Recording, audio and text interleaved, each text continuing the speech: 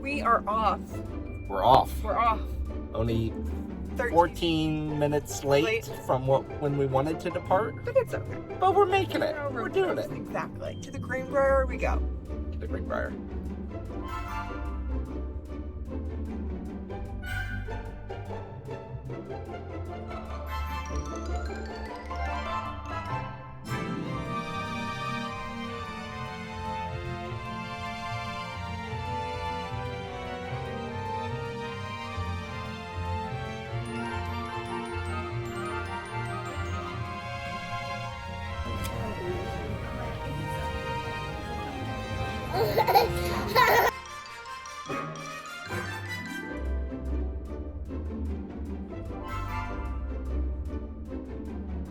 We are in Charleston.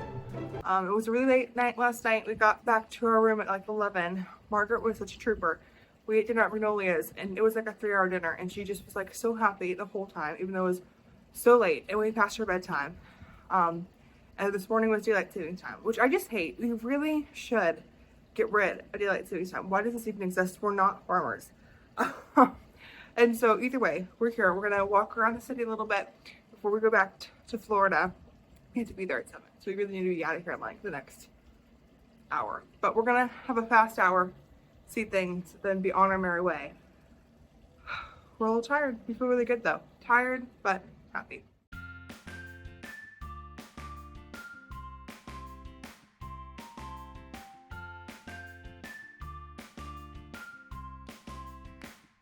Look at the bunny mat. It's so cute.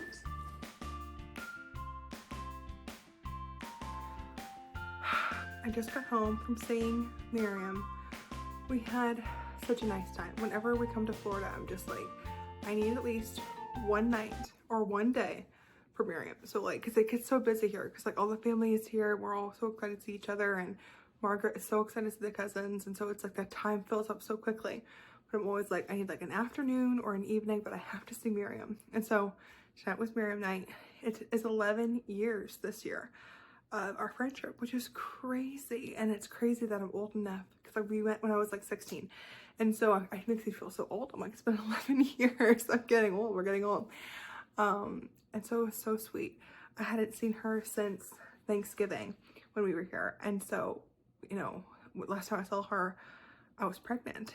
And so we always go to the same restaurant. We've gone to the same restaurant. We go to the Ale House and we get the loaded fries.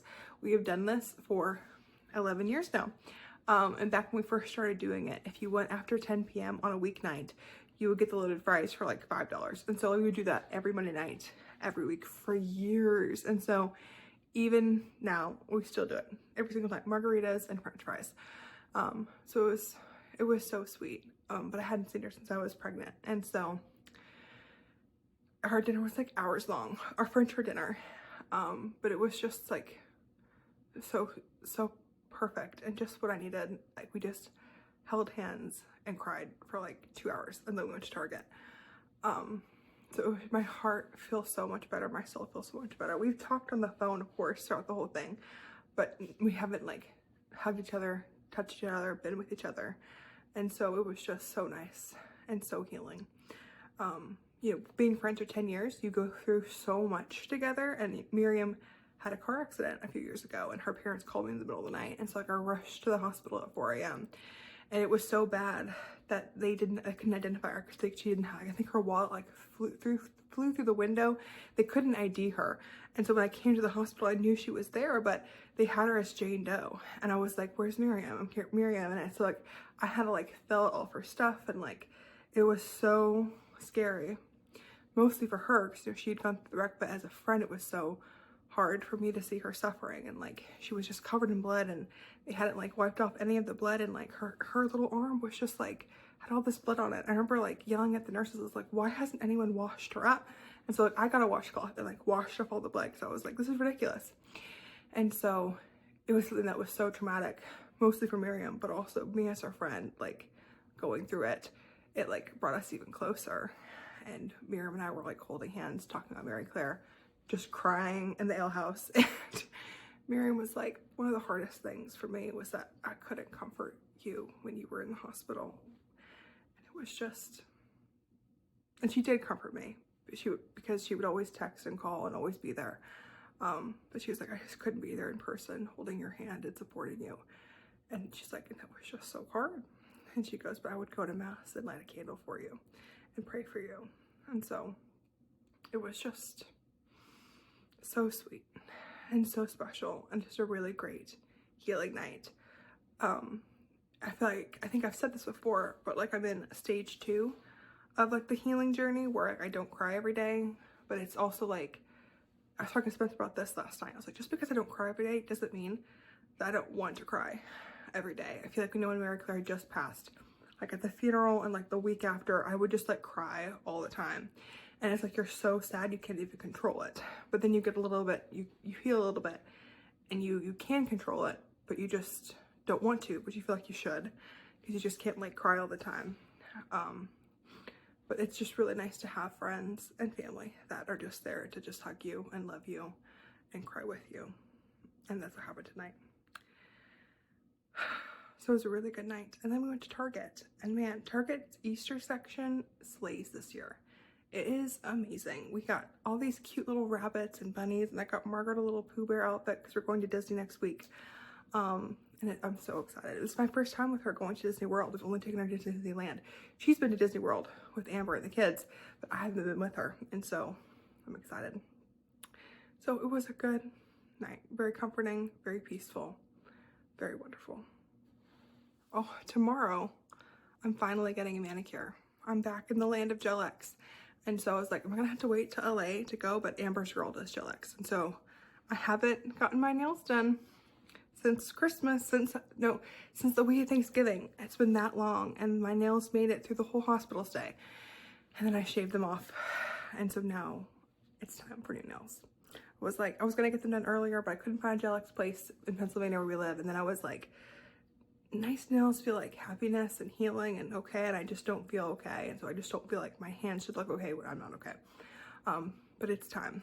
I'm gonna get flowers. Hopefully they can do flowers. If not, I'm just gonna get pink. But it'll be nice to have nice hands again, because they look, you can't really tell, but they look atrocious in real life, I promise. You guys, I've got new nails. Can you see them? They're so happy. They're very Eastery. I just love them. I feel like I always have a manicure. It's the longest time I've been without getting my nails done. And it feels so nice. I'm back with my Gel X. The world feels like a happier place. My toes match. We have nice, beautiful spring floral nails. So I'm so happy about that. I just got done with my last meeting of the day. We're just prepping for spring weddings over here. It's like final details, final tastings, final everything is kind of happening. And so it's exciting because as like the final batch for spring 2025 is happening, it's like the beginning batch for spring 2026 is also happening. And so like my 2025 brides are like getting their final details ready, and my 2026 spring brides are like, you know, picking the venue, picking out all their vendors. So it's like really fun to like go back and forth, because it's very satisfying as a planner to be like, oh, next year we'll be doing this for them. And so it's just nice. The hospital emailed Spencer and I about 2 days ago on our way down to Florida, the pictures they took when Mary Claire was passing and like afterwards. And so when everything was happening, I remember a photographer coming in and like taking pictures while everything was like going down. And like in that moment, I didn't even like notice it. I didn't even remember what was happening, but I have that back on it. I was like, wasn't there someone in there with a camera? And so they emailed Spencer and I the gallery, and I have not looked at it yet. But Spencer did. And Spencer is like, it's really sad. It's really, really sad. And so since that's happened, like every night, Spencer will have a dream of that, like, she either like, it'll happen, like last night he had a dream that he went back in time 48 hours and she lived and the surgery wasn't scary and she's alive now and she's healthy and everything's great. Or like he'll have a dream where, you know, it all happens again and she still passes in our arms. And it's just really hard. And so I feel like I have not looked at the pictures yet, but I've just been like thinking back to how I've just been thinking about looking at the pictures really, and just thinking about how horrible that night was. I remember the head of the head of peds came to talk to us multiple times before everything went down. And she was like, you know, a lot of times if the baby's passing, they'll do these gasps, and it seems like they're gasping for air, but they're not. They're just like gasping. It's like some sort of like neurological thing. And I remember Spencer was holding her, and she just like let out this huge gasp, and Spencer was like, she's breathing, she's alive, she's not passing. And I was like, and then the doctor was like, no, she is. And I was like, remember what the doctor said? And like, it happened twice. And I just don't know how anyone can like recover from their child passing in their arms. And sometimes I feel really okay, but other days it's just like almost debilitating, because you just want to like lay in bed and cry. So I don't know when I'm gonna look at the pictures, but it will happen sometime. Because like I want to see her. I want to see those memories. Like, I miss her. I have like probably like 30 photos on my phone. That's all I have of my daughter. And that's all I will ever have. But it's also so hard to look at them, because it's just gonna be really sad.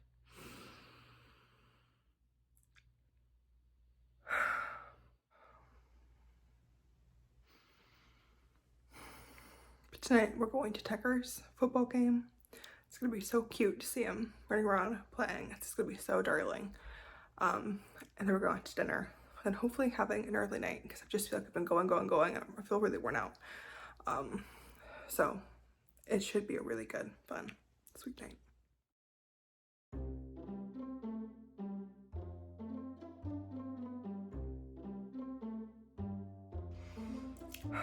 It is 11 o'clock at night. We just got back from Tucker's football game, and then we went to dinner.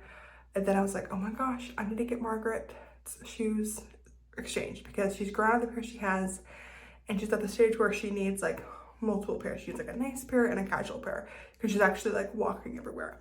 And so I got her a 3T, thinking, oh my gosh, this is going to be great. The other day we noticed that with Miriam, but they were way too small. And so when we went out tonight, I tried to put them on Margaret's feet, and they didn't fit. And so I took them off, and she started crying because she was so sad, because she loves shoes. And I was like, I gotta get this fixed. I gotta get this done tonight. So we went to Target after dinner, and I went in, returned the 3T, went back to the kids section, got a 4T, the same pair, did the self-checkout, turned around, and Spencer was like, I'm here with Margaret, let's try them on.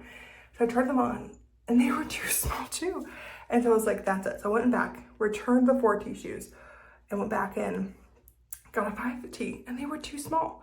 Margaret has very fast growing feet, just like me. And so she's already in a 6T shoe, which is crazy. And so we got her 2 pairs of shoes. They're so cute. She was so excited. One is like Minnie Mouse, and it's pink, and it's just darling. So very excited about that. We got everything. We got birthday gifts for people, but we were there like till the store closed, and then we just got back home. So very busy day. Spencer and I keep talking about it, and we feel like we're in this second stage of just like, we think we've been in denial this whole time about Mary Claire. Like, it all happened, and it was just so deeply sad. But since then, it just feels like this couldn't have happened to us. Did this really happen? It was so terrible. It just feels like it couldn't have happened. And if like that feeling comes up, it's just like, no, I can't go there. And like, I feel like I said last week, the week before my vlog, like, oh, if I don't think, like, I'm fine, I don't cry every day. But the last like 5 days, it's like all we want to do is cry. Like, we go out to dinner with people, and they're talking, and like every time I blink, I can just see Mary Claire passing away in our arms.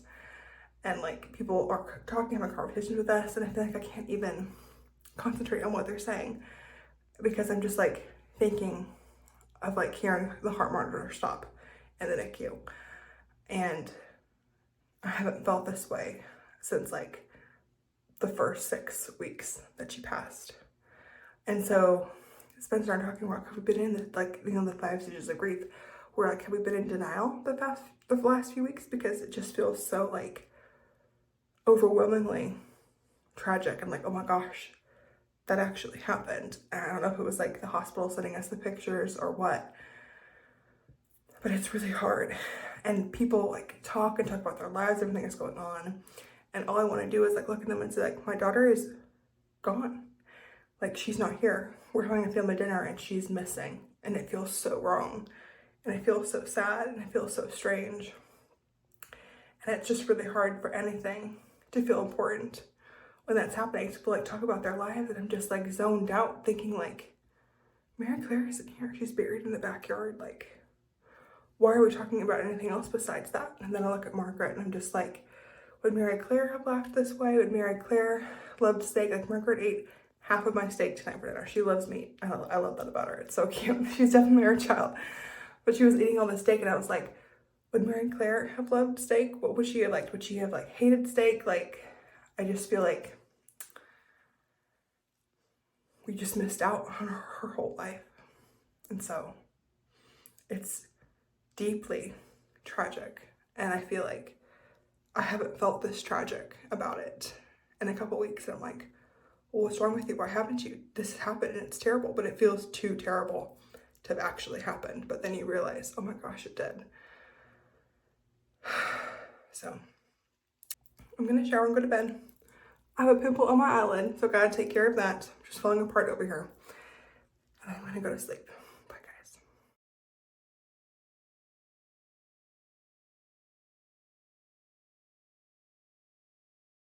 We just arrived at the beach house. Spencer is doing his class online and Margaret is running around. Let me show you, causing chaos.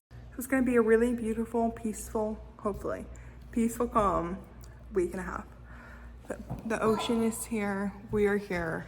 It's gonna be so wonderful. It's Margaret's first time to the beach, besides cruises. Yes.